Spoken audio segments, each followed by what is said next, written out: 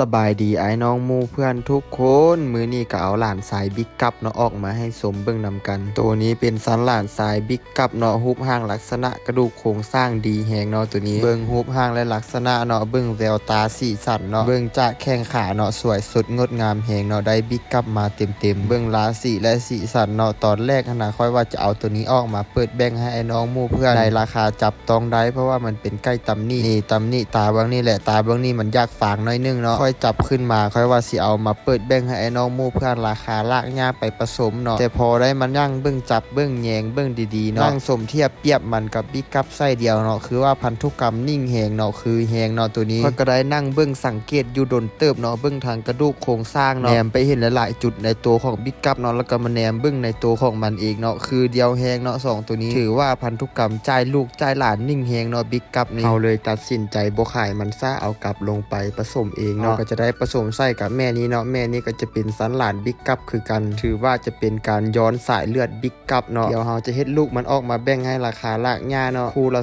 2-3ใบเขียววันไผที่อยากเห็น MV เนาะเบิ่งอยู่กองคอมเมนต์เลยเด้อ